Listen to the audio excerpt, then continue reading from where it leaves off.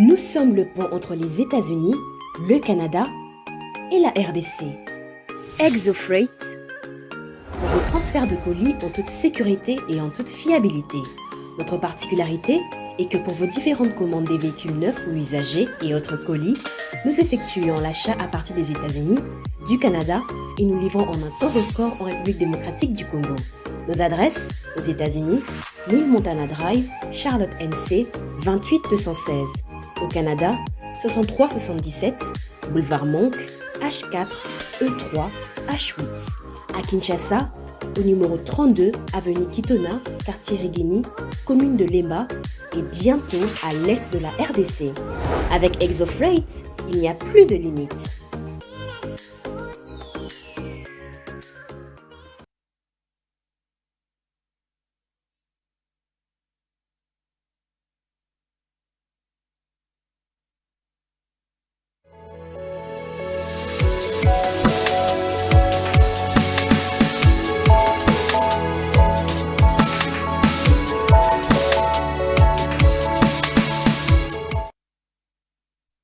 Suit l'actualité en République démocratique du Congo. Il est au Congo depuis un certain moment. Il vient participer aux législatives. Il est là aussi pour apporter sa pierre de contribution à la construction de la République démocratique du Congo. Il estime que le président Tshisekedi est sous la bonne voie. Il mérite d'être accompagné sous cette voie pour qu'il soit réélu afin de parachever le travail qu'il a commencé depuis 2019. Mesdames et messieurs, comme vous le savez, l'actualité en République reste marquée par notamment la clôture de dépôt de candidature à la présidentielle de décembre 2023. C'était le dimanche 8 octobre dernier que plusieurs candidats ont finalement déposé leur dossier auprès de la CENI. Au total, on l'a dit dans plusieurs émissions déjà, 24 candidats qui concourent à la magistrature suprême, 23 candidats veulent remplacer le chef de l'État actuel, Félix Antoine Tshisekedi et Tshilombo. Vous avez également suivi cette sortie médiatique du week-end dernier qui a fait écho un peu partout sous les réseaux sociaux. C'est justement l'ancien général de FARDC de la police, John Numbi, qui a menacé de renverser les institutions de la République, évoquant l'accord probable accord. On va le dire, pour le moment, il n'y a encore aucune preuve matérielle qui prouve que l'accord existe bel et bien. Il dit revenir sous ça comme étant source du pouvoir du président Tshisekedi. Ce sont là les deux sujets qui vont faire l'objet de l'émission. Nous recevons une personnalité de taille, un haut cadre du parti d'Étienne Tshisekedi et Félix Tshisekedi, un combattant d'antan qui a longtemps lutté avec le vieux Étienne Tshisekedi, et même son fils aujourd'hui continue d'accompagner un combattant de la première heure. Je cite Monsieur Edouard Kabouaï, il est représentant de l'UDPS Angola. Il est sur place pour accompagner le chef de l'État, Monsieur Edouard Kabouaï. Bonjour. Bonjour, notre cher journaliste Dan Zeng. J'ai saisi l'occasion sur votre micro pour que nous saluions les téléspectateurs de cette grande chaîne, Congo Buzz. Je crois que c'est une chaîne qui se distingue parmi d'autant d'autres chaînes, et surtout que c'est une chaîne qui fait parler les crèmes intellectuels congolais. Tout à fait. Ça a été vraiment un réel plaisir pour être en face d'un journaliste talentueux que vous êtes. Je crois que c'est sans polémique. Et puis, surtout quand nous parlons du pays, de la République, de notre vouloir vivre ensemble, de la gestion que jusque-là mène ces vrais combattants, Félix Antoine Tshisekedi Tshilombo, pour le bien-être de tout ce qui appartient à ce pays. Je crois que vraiment, c'est un grand plaisir, très cher Dan. Plaisir immense également, Monsieur Edouard Kabouaï. Vous avez suivi les déclarations de plusieurs candidats à la présidentielle. Moïse Katumbi, à travers son porte-parole, Monsieur Denis Mukwege, qui lui-même s'est rendu à la CENI, Monsieur Martin Fayoulou, Monsieur Matata Poyon, qui est parmi les premiers à déposer la candidature, et tant d'autres. Alors, quelle est votre lecture aujourd'hui de tous ces candidats? En voyez-vous un qui fait la taille du président Tshisekedi pour le remplacer? Merci bien pour votre question, très cher Dan. C'est ici d'abord que nous tenons à féliciter Félix-Antoine Tshisekedi Tshilombo, un homme qui est respectueux et qui respecte les textes de notre pays, notamment la Constitution, parce que nous sommes dans ce cycle électoral qui est irréversible et que les oiseaux de mauvais augure qui croyaient qu'il y aura un dialogue parce que nous allons tout bonnement vers un glissement. Aujourd'hui, ils sont devant un fait accompli pour comprendre que nous sortons d'une école de tshisekedisme. Parce que cette école, c'est toute une doctrine qui prône sur le respect et la respectabilité de la Constitution, qui est la loi mère, et puis et les délais même des mandats constitutionnels prévus pour tout celui qui doit gérer la res publica au nom du peuple congolais. Et laissez-moi vous dire cette vérité, mon très cher Dan, avec tout ce que nous avons vu avec vous, ce qui est déambulé à la CENI. La plupart des candidatures déposées, ce sont des candidatures que j'appelle des marchandes. C'est-à-dire que la plupart des candidats que vous voyez là, ce sont les candidats de négociation. C'est pourquoi leur candidature, en tout cas, se renferme dans ce que nous appelons des candidatures marchandes. Pourquoi ces candidatures sont au sort de négociations? Dans leur calcul, qu'est-ce qu'ils pensent? Ils sont en train de penser que, avec ce que nous sommes, je présente la candidature et que lui-même n'est pas candidat. Vous voyez l'évidence de leur calcul politicien. C'est-à-dire que je vais pour déposer ma candidature, mais moi-même, je ne suis pas candidat. Qu'est-ce qu'ils pensent? Je pars pour marchander ma candidature, afin d'avoir les primaires sur la table des négociations où, dans un camp, comme dans leur camp, ils vont se préparer peut-être autour d'une table pour choisir un seul candidat commun. C'est ça leur schéma. Maintenant, pour y prendre part à cette table de négociation, il faut d'abord être candidat président de la République. C'est ce que nous appelons une candidature marchande.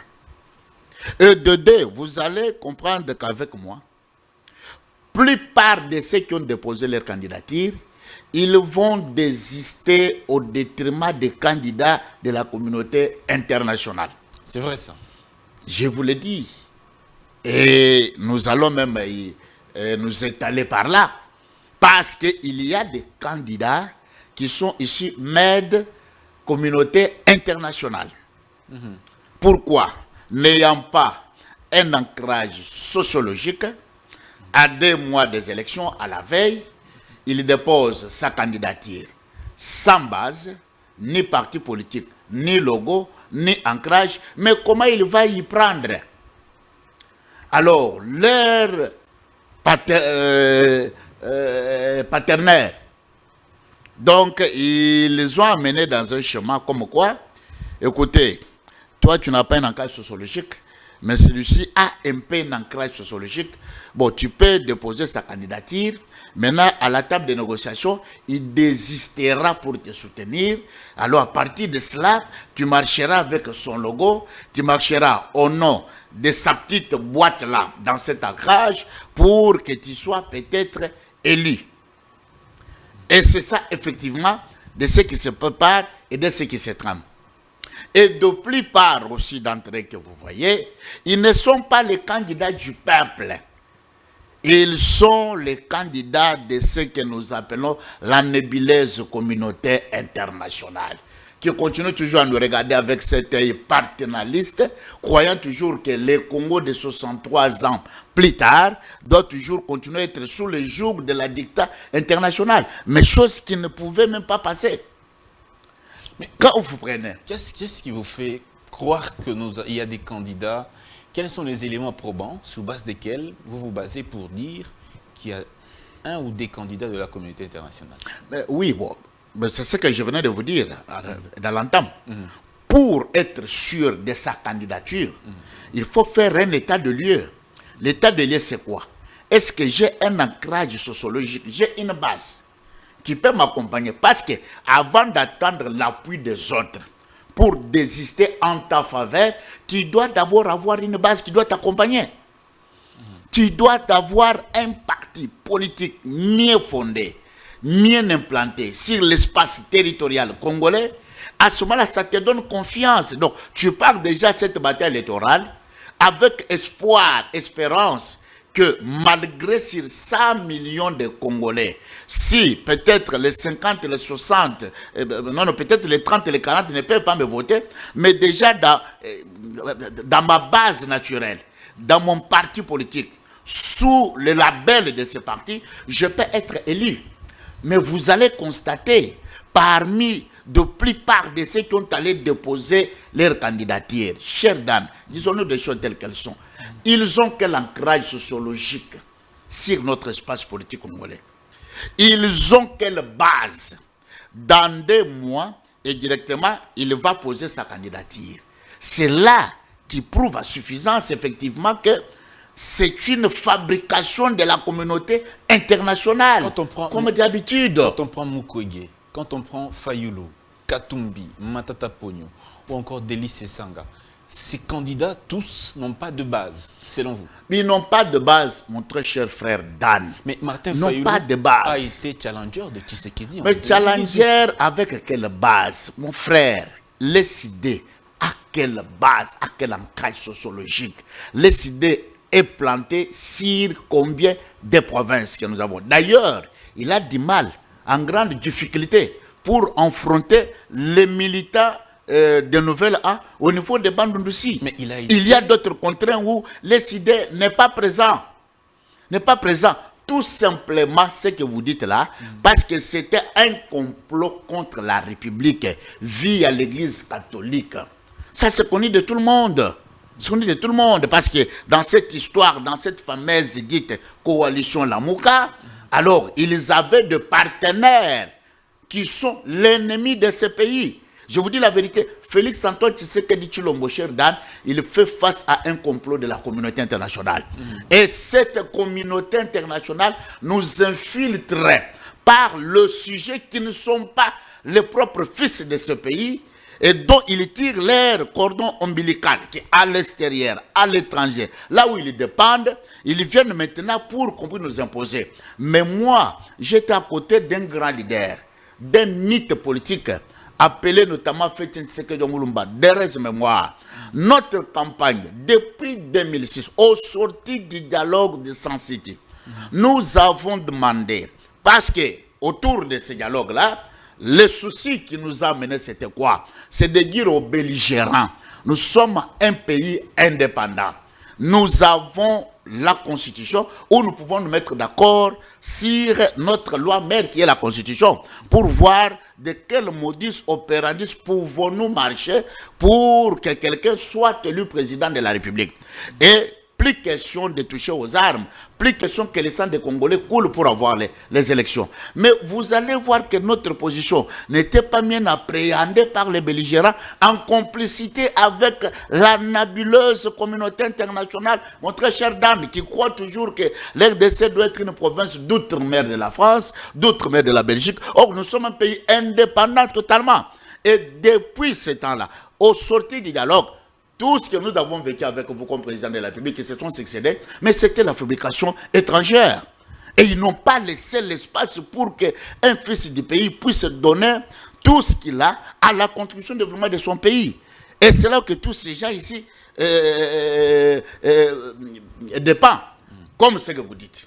Mais si c'était une préparation de la communauté internationale déjà depuis Genève, pourquoi Félix Tshisekedi s'est rendu également à Genève, puisque c'était une préparation des étrangers, de la communauté internationale. Pourquoi il a pris part à ces assises? Non, Félix Tshisekedi est allé en tant que diplomate. Parce qu'en diplomatie, vous négociez, parce qu'il ne faut pas briller par l'absence quand on parle de votre pays. Surtout au moment où on prend de grandes décisions de votre pays.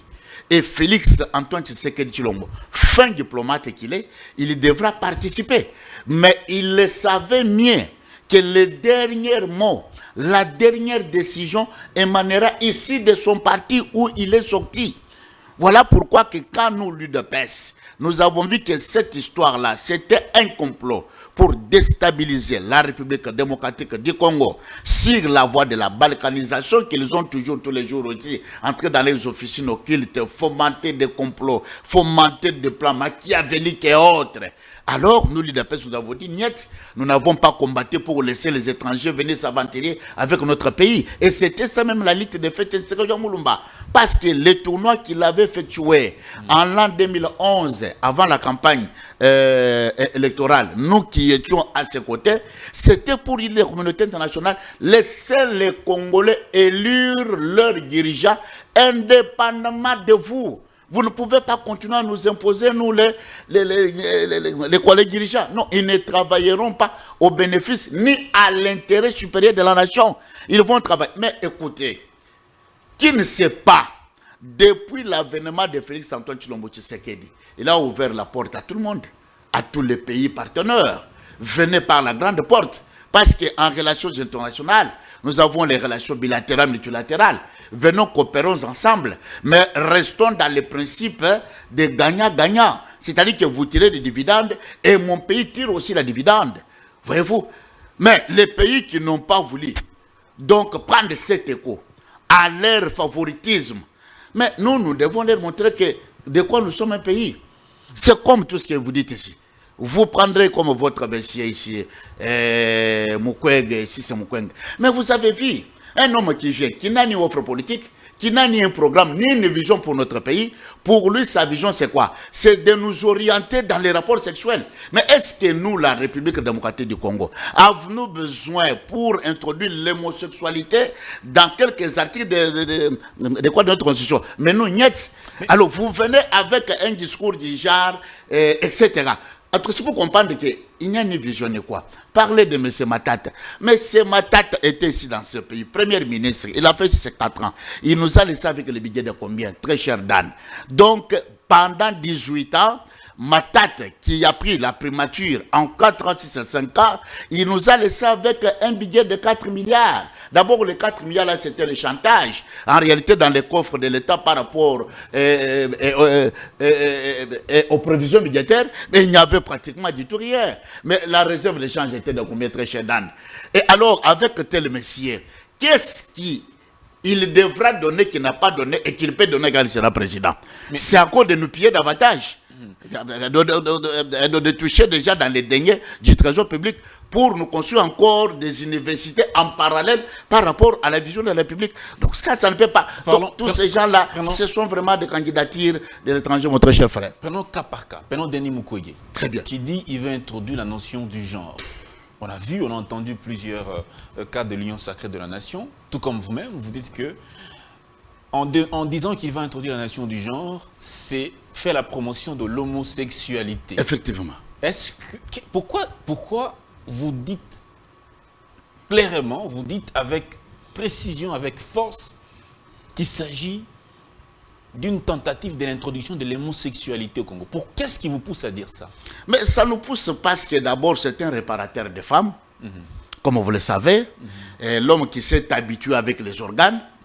Maintenant, dans sa tête, ou dans sa caboche, ou ce qui est juste derrière les yeux de sa tête, c'est autour des organes sexuels, etc.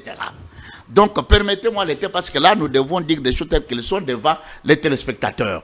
Vous allez voir, même quand on fait le sondage dans d'autres cieux, sous d'autres cieux plutôt, vous trouverez qu'il y a 65% de la population mondiale qui sont contre ces pratiques.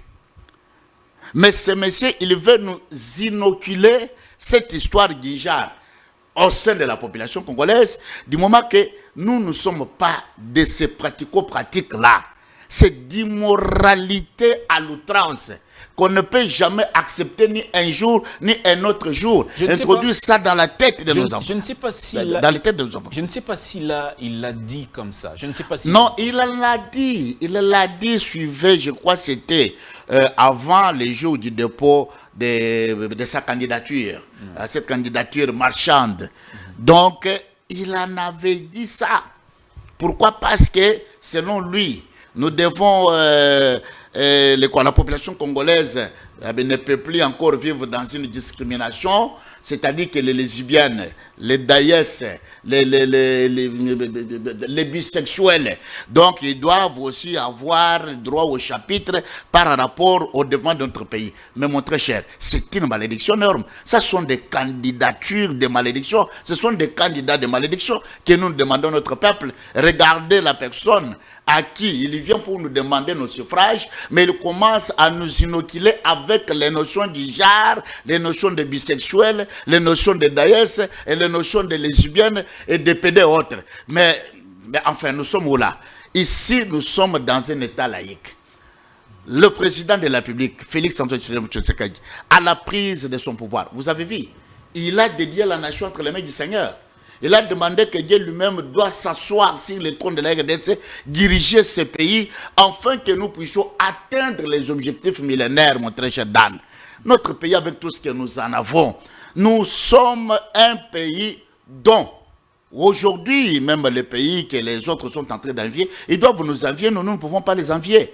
Mais tout ça, c'est un pays qui a été sacrifié par des enchanteurs, par des magiciens, par des occultistes, par des Illuminati, par des francs-maçonneries, etc. Et qui ont sacrifié tout un pays et toute une génération comme ça qui s'est passé. Mais aujourd'hui, vous voyez la différence. Avec Félix Antoine Tshisekedi, c'est Dieu qui conduit cette République démocratique du Congo. Comme vous le savez, là, je me rappelle même de la prédiction de Mme Eve Bazaïba, qui nous avait dit en son temps que c'est Félix Antoine Tshisekedi de Chilombo, qui est Josué, qui amènera tout bonnement les Congolais dans une terre promise qui est Canaan. Et aujourd'hui, avec les jalons qui sont plantés, mon très cher Dan, je vous dis d'ici 5 ans, 6 ans, 10 ans, le Congo que nous parlons avec vous, ça serait notre Congo paradis terrestre. D'accord, le Congo sera un paradis terrestre. Monsieur Edouard Kabouaï, on va le dire, vous êtes président de la fédération de l'UDPS en Angola, mais vous êtes à Kinshasa depuis un moment. Vous êtes en train de vous battre pour la réélection du président Tshisekedi. On va prendre un autre candidat, un autre challenger au président Tshisekedi, c'est Monsieur Katumbi.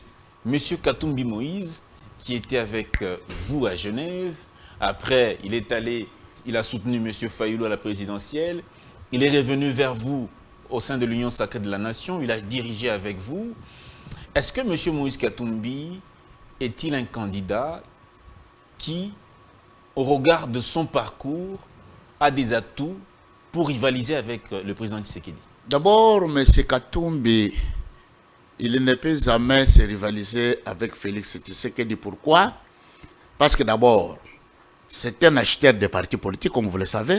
Lui-même, il est incapable de mettre sur pied un parti politique. Voilà pourquoi, avec leur fameuse rassemblement dit ensemble, donc qui veut dire qu'il est d'abord dans cette incapacité-là. Ça, c'est de un. De deux, nous devons relever la chose la plus importante. Le cycle électoral de 2006 et 2011, prenons tout simplement parce qu'en 2006, Katumbi était avec Kabila, et en 2011, quand nous, l'UDPS, nous avons signé notre entrée derrière notre champion des champions, héros national, donc Etienne Tshisekedi Mulumba de Res Mémoire, vous avez vu qu'il a voulu peut-être se rattacher à nous, vu que lui n'avait pas un ancrage politico sur notre scène politique. Et en 2011, vous savez que monsieur avait voulu présenter son ambition d'être candidat, mais cette fois-là, M. Alexis Ntambo Mwamba, qui fut ministre de la Justice, à qui il lui avait octroyé la nationalité congolaise, alors il avait dit, dans les termes de la loi électorale, un sujet étranger ne peut jamais briguer la candidature pour être président de la République. Ce qui veut dire qu'il doit retourner que dans sa terre natale pour aller poser sa candidature. Mais chez nous, monsieur ici, il a acquis la nationalité. Ça, ce sont des notions qui sont purement simples, mon très cher ami. Parce que le certificat de naissance de M. Katumbi est sous nos yeux. Qui ne connaît pas qu'en 2018, quand Katumbi a voulu se présenter à l'élection présidentielle, quelle a été la réaction du ministre de la Justice à l'époque, M. Tambo Mamba, qui a brandi ce certificat de nationalité, qui a testé effectivement qu'il est de la nationalité israélienne, et puis qui a acquis la nationalité congolaise. C'est pire et simple, parce qu'il y a d'une part une nationalité d'origine et une nationalité d'acquisition. Une nationalité d'acquisition, c'est une nationalité achetée. Donc, nous tous qui ont déambulé les pays étrangers, très chères dames, moi qui vis en Angola, comme vous le savez, souvent en Angola on nous appelle Zaïrens. Zaïrens qui veut dire Zaïrois. Donc, tu peux, tu peux acheter la nationalité angolaise, mais ils savent mieux t'identifier. Et c'est le cas qu'il y a eu avec M. Katumbi. Je crois que vous êtes sans ignorer parce que vous êtes un journaliste d'investigation. Vous le savez que c'est ça qui est resté dans les annales de l'histoire avec M. Katumbi. Mais nous nous demandions, voilà pourquoi même lui-même a brillé par son absence pour ne pas venir en personne, présenter sa candidature ici afin qu'il puisse parler devant la presse. Je crois que cette fois-là, M. Kamita, tu n'avais pas trop de verbes à mettre sur sa bouche pour peut-être lui souffler quelque chose là. Alors, avec un tel candidat qui a déjà des nationalités, partant de sa naissance, des nationalités, plusieurs d'ailleurs, étrangères, et puis il a acquis notre nationalité. Mais c'est quelle loi électorale qui permet à ce qu'un sujet étranger vienne chez nous au Congo pour présenter sa candidature et puis devenir le président de la République? Mais ça c'est déjà révolu. Et nous demandons effectivement que la CENI puisse mieux traiter les dossiers de chacun parce que c'est une phase de réception des candidatures. Il faut attendre aussi la deuxième phase qui est la phase de traitement des candidatures. Et je crois jusqu'à afficher le 18 novembre la liste définitive des candidats. En tout cas, nous demandons à la CENI de prendre soin de faire mieux son travail. Un bon toilettage, mettre en musique effectivement qui doit être candidat président et qui ne l'est pas, afin que nous puissions savoir à qui nous pouvons faire confiance. Donc le 18 novembre, parmi les candidats qui seront retenus définitivement, effectivement, M. Moïse Katumbi risque de ne pas être sur la liste. Papa, ce n'est même pas un risque. Et je sais que M. Kadima n'inventera pas les roues. Il doit héréditer ce qu'il a trouvé. Parce qu'en 2011, Katumbi n'est pas parti en tant que candidat président à ces élections et il y a une nationalité douteuse. En 2018, quand il a regardé la RDC, et on frottait la Kasumbalès, etc., on l'a réquisé de ne pas y présenter parce qu'ayant obtenu une nationalité autre que celle que nous avons, la congolaise. Et Kadima ne dira pas le contraire. Il doit suivre les pas de ses prédécesseurs afin de nous dire la vérité sur ces candidats-là. C'est clair et net. Mais à part Kadima, la Cour constitutionnelle, c'est l'organe qui doit donner la liste définitive des candidats. Effectivement, oui. La Cour constitutionnelle d'abord. Comme ce sont les juges qui siègent en première tranche de la Constitution, alors ils doivent maintenant dire les droits par rapport à la Constitution. Parce que vous êtes sans ignorer l'article 10 de notre Constitution. Que dit-elle? Elle dit mieux clair là-dessus. D'ailleurs, j'en avais fait un débat en 2011 avec quelques kabylistes qui ont voulu même m'arracher la peau, comme ça, parce que les gens qui venaient, qui n'ont ni verbe, ni linguistique, alors ils avaient demandé de comprendre d'abord que stupide l'article dit de la Constitution congolaise. Parce que cet article dit la nationalité congolaise est une exclusive, point. Le reste, ce sont les détails. Ce qui veut dire qu'un Congolais d'origine, il n'a pas peur aux yeux ou il n'a pas froid aux yeux pour ne pas être content ou fier d'être Congolais. Et ce n'est pas nous qui avons demandé à Dieu de nous donner notre parti, la RDC. Je suis fier d'être congolais et je dois m'enjouir de mon pays Congo et je ne peux jamais envier la nationalité des autres personnes. Mais quand vous venez pour avoir notre nationalité, mais respectez effectivement les règles du jeu. Qui sont les règles du jeu? Un sujet étranger qui a acquis une nationalité congolaise, mais vraiment tu as part dans tes business, tu as part dans tes commerces, etc.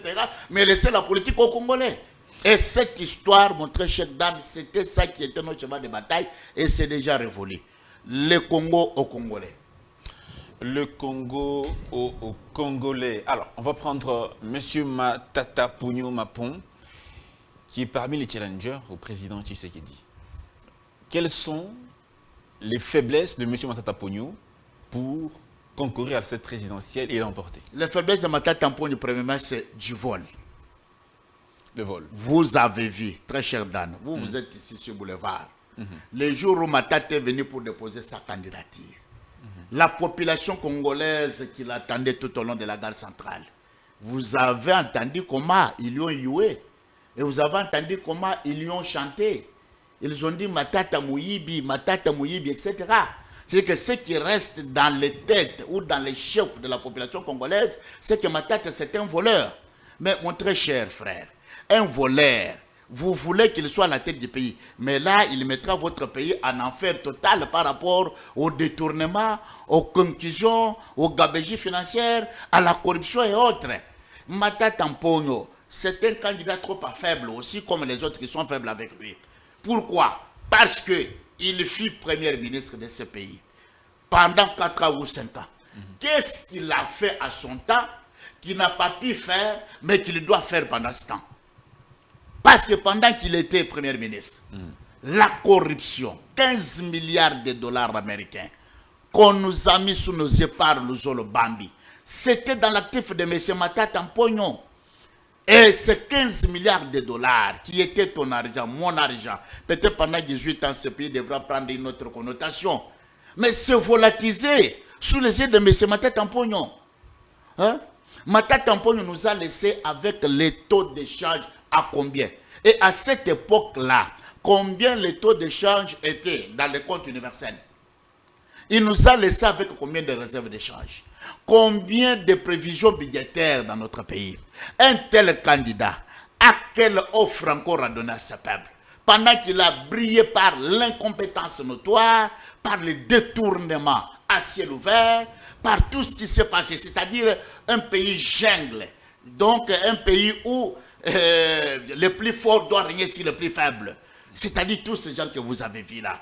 Ils ont pillé nos caisses, ils ont pillé nos richesses, ils sont allés mettre ça dans des paradis fiscaux. C'était du temps de M. Matata Ponyo. Mais qu'est-ce que ce monsieur donnera encore? Parce que nos plus de 250 millions de dollars qui étaient prévus à ce que nous puissions prendre la revanche du sol sur le sous-sol, mais ce monsieur est allé cultiver au niveau de chez eux là-bas, des universités, en parallèle d'abord avec les programmes que nous avons universitaires chez nous ici. Donc ce qui veut dire que le peuple congolais n'est pas dupe. Ça c'est une population qui a atteint effectivement sa maturité. Il sait discerner qui est qui et qui a fait quoi. Parce que tout le monde doit être comptable devant ce peuple.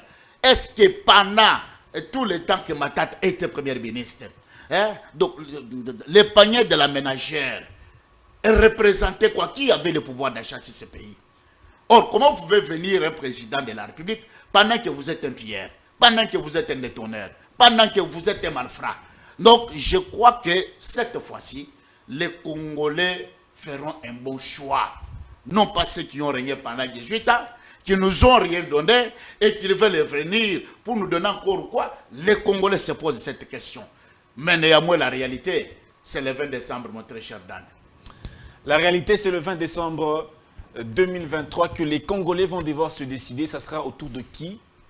Monsieur Edouard Kabouaï croit dur comme fer qu'il s'agira bel et bien du président Félix Antoine Tshisekedi Tshilombo. Alors, monsieur Edouard, fort de votre conviction, ces candidats, ces challengers au président Tshisekedi disent de façon unanime que les élections, il y a une préparation de la fraude électorale en faveur du président Tshisekedi. C'est une fuite en avant parce qu'ils n'ont pas été préparés pour aller aux élections ou affronter le président bilan. Parce que moi, je l'appelle le président bilan. Voyez-vous? Et ils avaient toujours leur cordon à l'extérieur. Ils sont dans le système de ces néo-colonialistes qui pensent toujours à nous dicter les choses à travers eux. Mon très cher Dan, un parti politique a pour objectif de son combat conquérir le pouvoir et conserver ce pouvoir le plus longtemps possible. Par ailleurs, ce parti politique a cet objectif-là, travaillant sur les élections. Nous, l'UDPS, le 24 janvier 2019, quand le président de la République démocratique du Congo, notamment Félix Antoine Tshisekedi Tshilombo, prêtait serment devant Dieu et devant la nation, c'est ce premier jour-là, derrière notre général des troupes, M. Augustin Kabuya Chilomba, nous avons commencé à préparer les élections. C'est un parti politique. Parce que si vous voulez vous pérenniser au pouvoir, mais ce n'est pas de voie démocratique, notamment les élections. Vous allez voir, mon très cher Dan, vous qui avez encore des mémoires trop fraîches, vous verrez que notre général des troupes, Augustin Kabuya, a fait la tournée en arrière-pays. C'est pour activer, tisser encore davantage nos relations avec nos électeurs, pour leur dire que personne ne vous trompe. Vous savez, ils sont déambulés ici aux États-Unis d'Amérique, non? Pendant le Covid, messieurs que vous citez le nom là, si c'est Fayoulouki, mais il a été en confinement aux États-Unis d'Amérique. Il n'avait même pas les sous de payer son billet retour. Mais il a fait recours dans son camp kabiliste pour que M. Chibanda l'amène ou bien qu'il puisse le provisionner si quelques reliquats afin de payer son billet retour. Ils étaient dans une démarche comme quoi il y aura glissement. Il y aura glissement.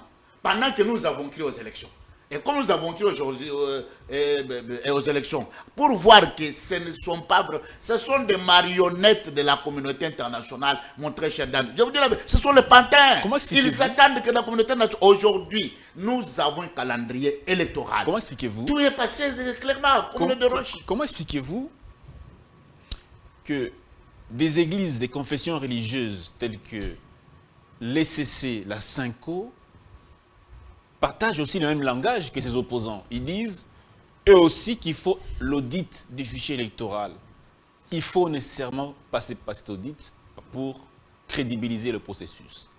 Vous avez suivi également M. Labin Cholet qui dit, si la CENI s'entête à organiser les élections dans ces conditions, il y a risque qu'il y ait un leader courageux qui puisse prendre le pouvoir par la force.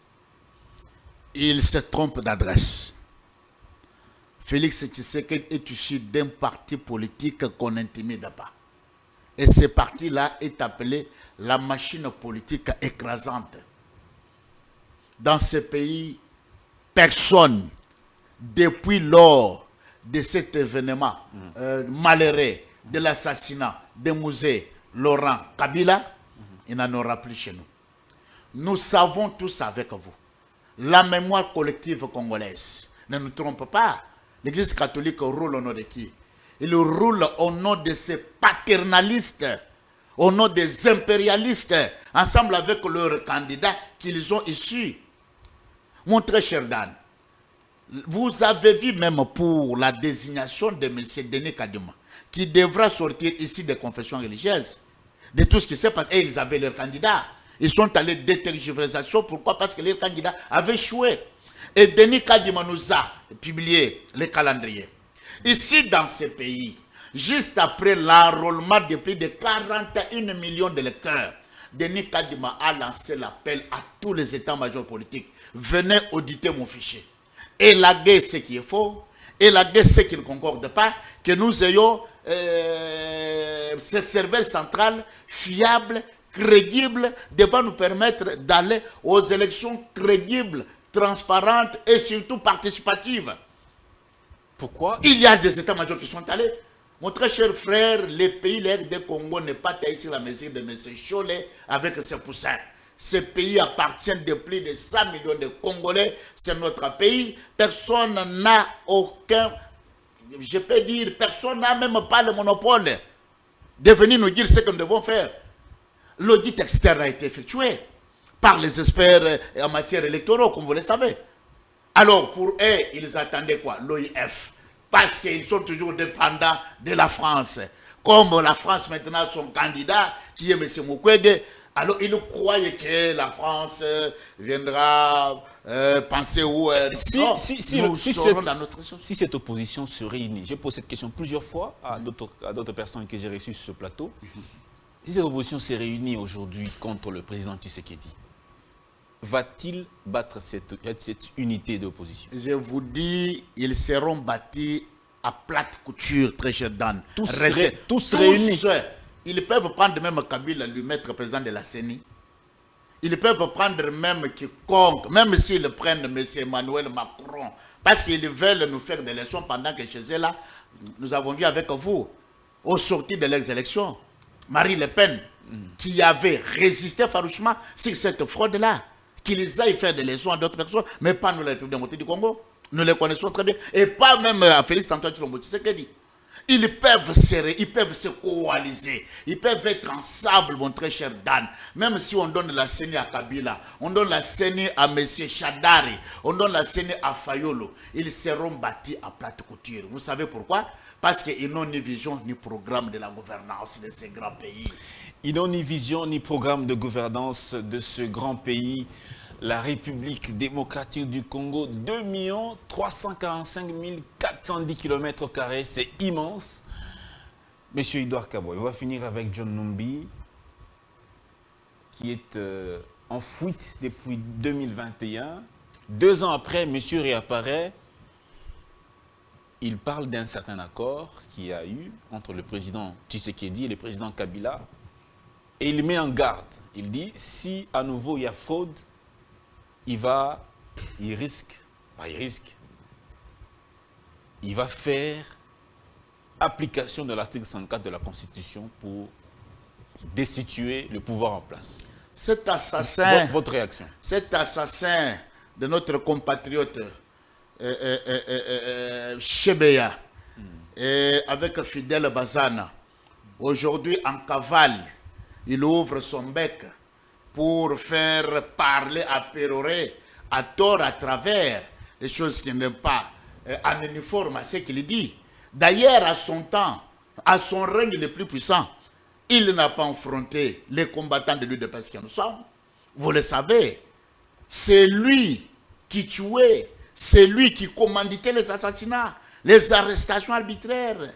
Et nous autres, si ce n'était pas que c'est Dieu qui nous avait gardé, mon très cher Dan, je ne devrais pas être devant vous. C'est cet assassin-là qui parle aujourd'hui. Il croit que parce qu'il est en cavale, il ne sera pas prêt. Non, on ne fuit pas la justice. Un jour, ces messieurs, nous demandons nos services spécialisés en la matière, que ce monsieur doit être arrêté, extradé ici, dans notre pays, jugé publiquement, afin qu'il puisse nous montrer effectivement les sangs de notre compatriote Floribert Chebeya, paix à son âme, et Fidel Bazana. Aujourd'hui, les enfants sont des orphelins. Regardez ces gens-là. C'est pour dire que Félix Antoine Tshilombo, c'est que dans leur dire là, mais il est plus fort que jamais. Il est plus fort que jamais. Le pouvoir, on ne le donne pas gratuitement comme lui le pense là. Mon très cher Dan, je suis de celui qui a participé à plusieurs négociations de notre pays pour l'alternance.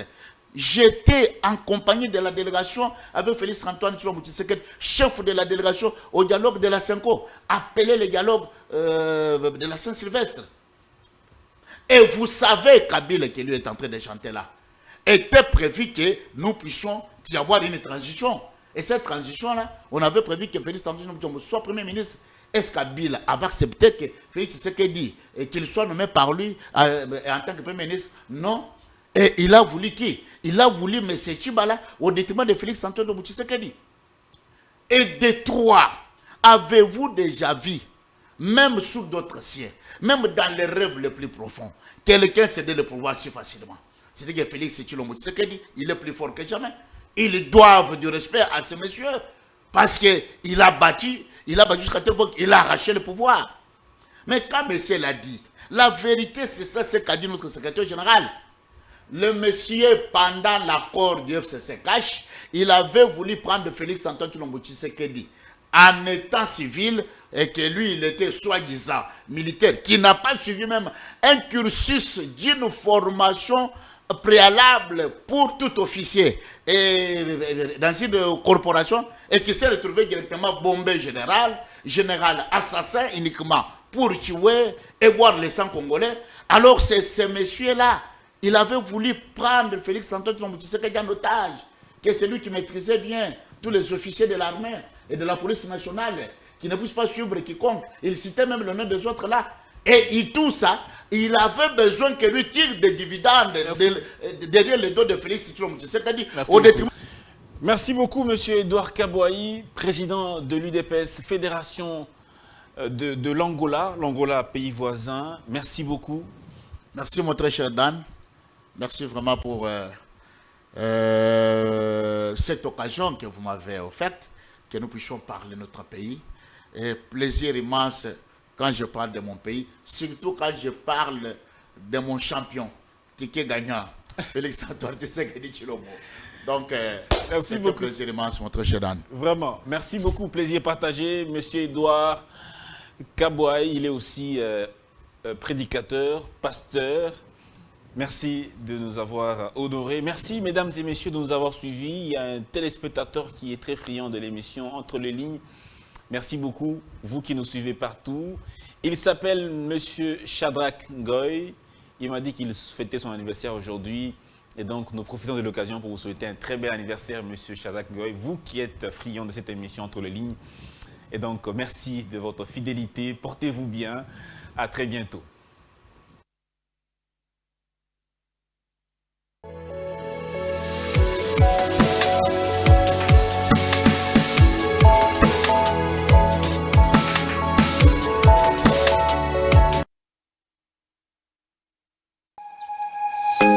Nous sommes le pont entre les États-Unis, le Canada et la RDC. ExoFreight, pour vos transferts de colis en toute sécurité et en toute fiabilité. Notre particularité est que pour vos différentes commandes des véhicules neufs ou usagés et autres colis, nous effectuons l'achat à partir des États-Unis, du Canada et nous livrons en un temps record en République démocratique du Congo. Nos adresses, aux États-Unis, 1000 Montana Drive, Charlotte NC, 28216. Au Canada, 6377, Boulevard Monk, H4, E3, H8. À Kinshasa, au numéro 32, avenue Kitona, quartier Rigini, commune de Lemba et bientôt à l'est de la RDC. Avec ExoFreight, il n'y a plus de limites.